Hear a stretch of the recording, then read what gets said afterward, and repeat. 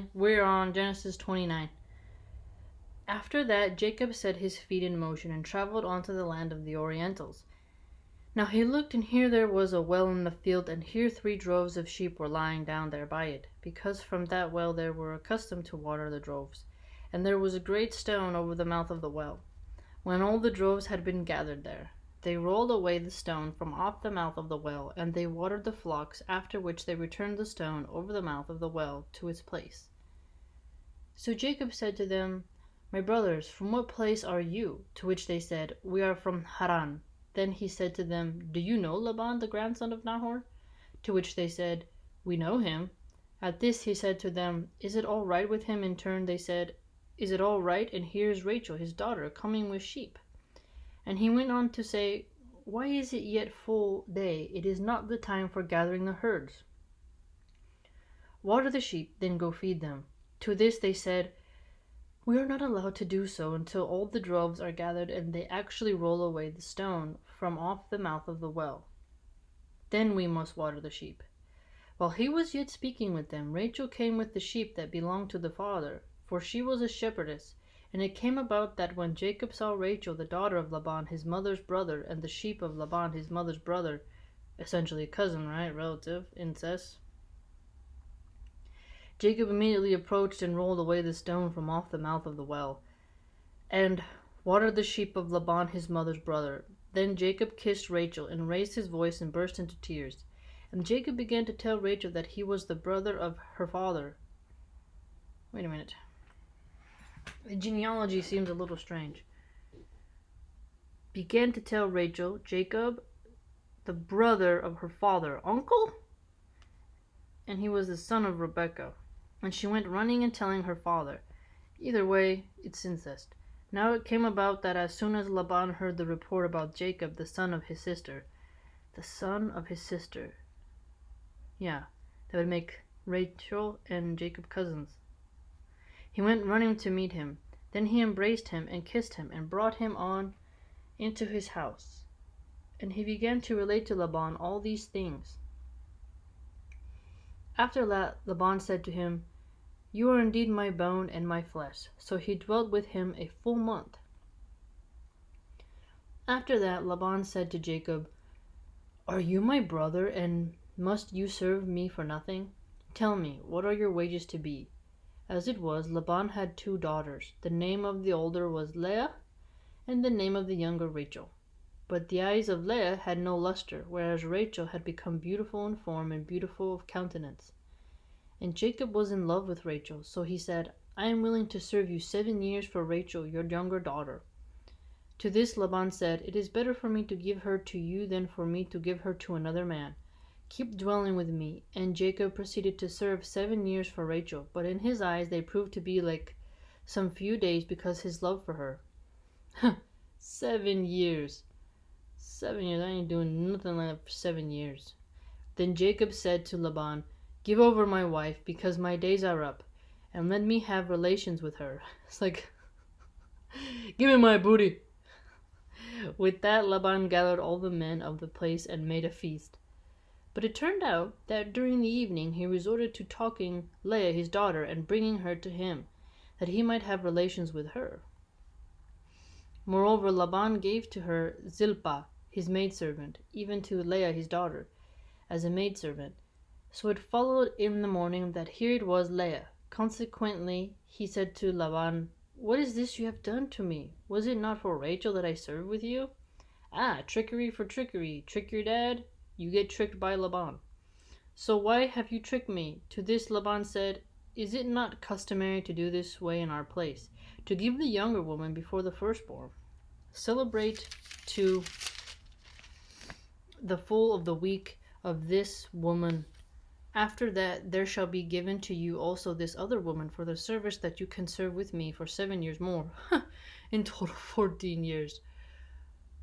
14 years.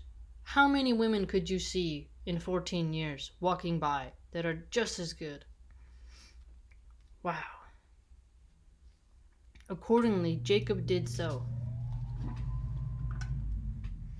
Jacob did so, and celebrated fully the week of this woman, after which he gave him Rachel, his daughter, as his wife. Besides, Laban gave Bilhah, his maidservant, to Rachel, his daughter, as her maidservant. Then he had relations also with Rachel, and also expressed more love for Rachel than with Leah. So he got to bang both daughters, and both who are bloodline related to him. So double incest. And he went serving with him for yet 7 years more. When Jehovah came to see that Leah was hated, he then opened her womb, but Rachel was barren.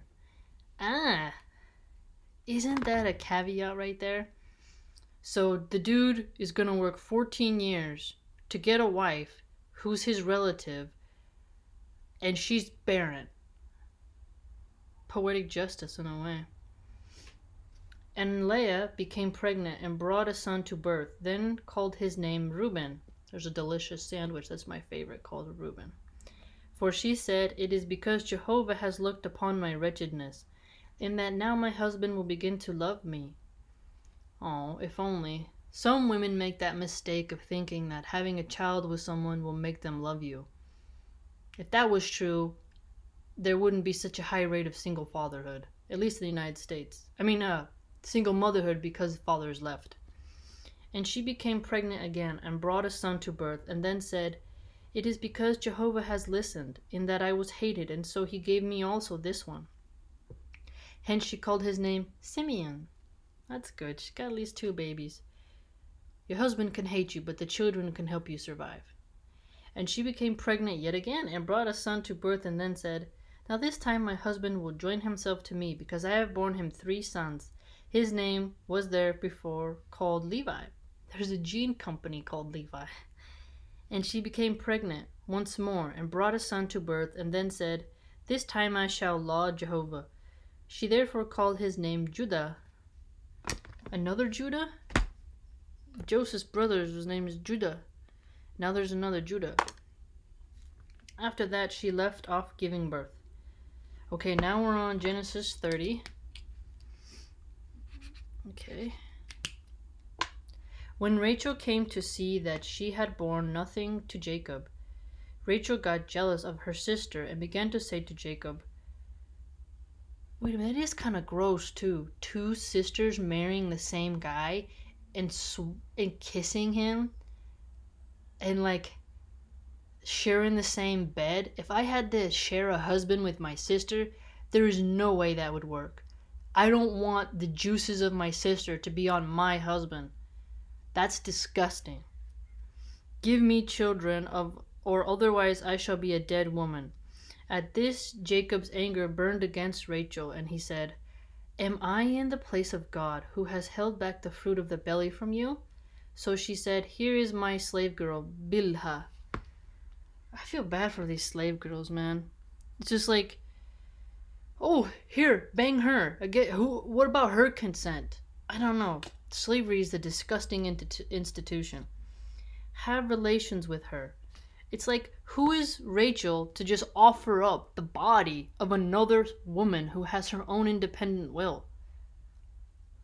Thank God slavery is outlawed. Have relations with her, that she may give birth upon my knees, and that I, even I, may get children from her. Yeah, but it's Rachel. It's not going to be your kid. It's going to be Bilhah's kid.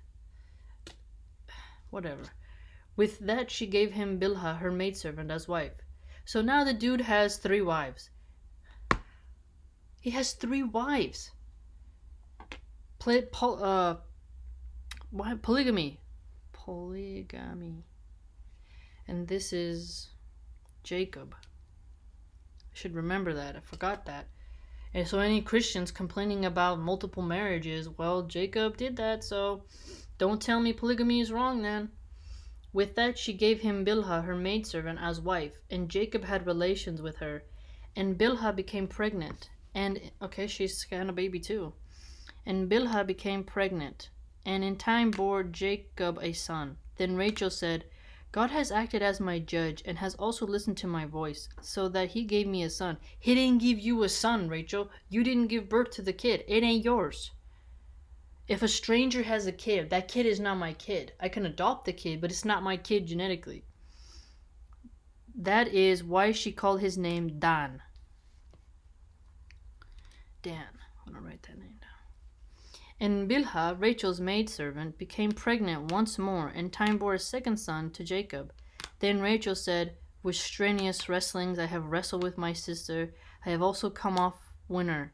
So Rachel and her sister, they're related. They married the same dude. Jacob is related to these women by blood, having incest. And then there's a slave girl. Jacob gets to bang the slave girl, have a kid with her. This is a debacle. How can this be moral? There's so many people in the planet. Why do they have to resort to whoever's closest? It seemed rather lazy to me. There's so many fish in the sea. What can you travel to somewhere else and go get a different wife? So she called his name Naphtali. Naphtali. I'm going to write that name down. Naphtali. When Leah came to see that she had left off giving birth, she proceeded to take Zilpah, her maidservant, and to give her to Jacob as wife. What the heck? So now Leah wants to give her slave girl off to Jacob to bang too. Wow. Jacob is like, what is that? Okay, now he's got four people. He's married, and he's got to bang 4 women. He can go from 1 to 1 to 1 to 1. 2 of them he's legally with. 2, they're poor innocent slave girls who had no choice in the matter and forced to have sex against their will. In time, Zilpah, Leah's maidservant, bore a son to Jacob. Then Leah said, with good fortune, so she called his name Gad. So 2 slaves. After that, Zilpah, Leah's maidservant, bore a second son to Jacob. Then Leah said with happiness, for the daughters will certainly pronounce my happiness. So she called his name Asher. Asher. Now Reuben went walking the days of the wheat harvest, and got to find mandrakes in the field. So he brought them to Leah his mother. Then Rachel said to Leah, give me, please, some of your son's mandrakes. At this she said to her, is this a little thing, you having taken my husband with your now taking also my son's mandrakes? So Rachel said, for that reason he is going to lie down with you tonight in exchange for your son's mandrakes. When Jacob was coming from the field in the evening, Leah went on out to meet him and then said, it is with me you are going to have relations, because I have hired you outright with my son's mandrakes. Accordingly he lay down with her that night. And God heard and answered Leah, and she became pregnant, and in time bore Jacob a 5th son. Then Leah said, God has given me a hireling's wages, because I have given my maidservant to my husband. This is really interesting if you think about it, because how many Christian women today, if they had a Guatemalan maidservant working for them, would appreciate their husband banging their house cleaner? Usually that would be a thought considered a sin because you're breaking your marriage vows, right? When you get married, you're supposed to have your partner, unless you're marrying a second wife. The servant is not a wife, it's a servant, right? It's really kind of gross that Jacob just gets to go around having sex with everybody and having all these kids. So she called so Christians who are mad at like other people, mom, like let's say you have a single mom, she's got like 2 kids by different fathers. Certain Christians will judge those people and be like, you're sinful, you need to have one partner and they all need to be from the same man. In this story, Jacob has kids from all different kinds of women. Okay, so how does that make sense? So she called his name Issachar. Okay, we gotta write that down. Issachar. And Leah became pregnant once more. Holy moly. And time bore a 6th son to Jacob. Then Leah said, God has endowed me, yes me, with a God endowment. At last my husband will tolerate me. If See, this is a little abusive. Leah, if you've given your husband 6 beautiful babies and he still don't love you, I believe you should leave that person, right? Leave that person. Why stay in a relationship if they don't love and value you? What a horrible thing to tell women. Have a bunch of babies with the guy, even if he doesn't care about you. How is that happiness? Because I have borne him 6 sons. So she called his name Zebulun. Zebulun. And afterward she bore a daughter, and then called her name Dinah. So there's a daughter now. So 7 kids. Dinah.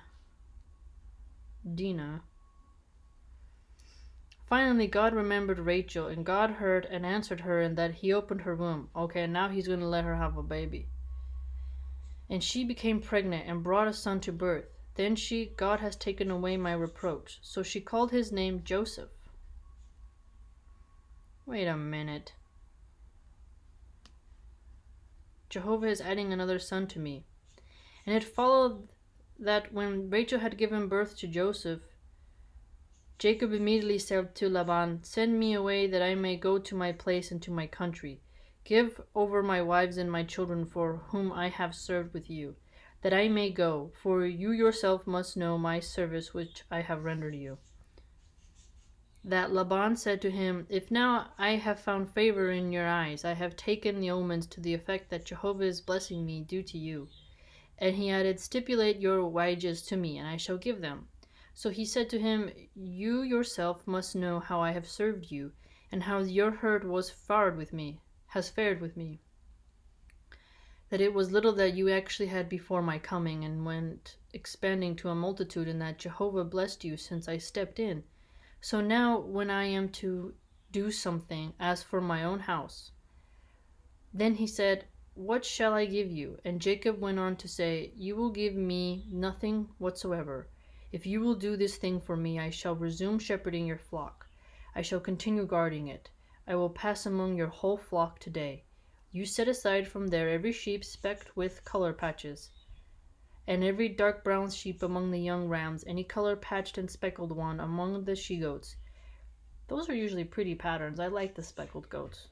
"Hereafter such must be my wages, and my right doing must answer for me on whatever future day you may come to look over my wages. Every one that is not speckled and colored patched among the she-goats, and dark brown among the rams, and something stolen, if it is with me." To this Laban said, "Why, that is fine. Let it be according to your word." Then he set aside on that day the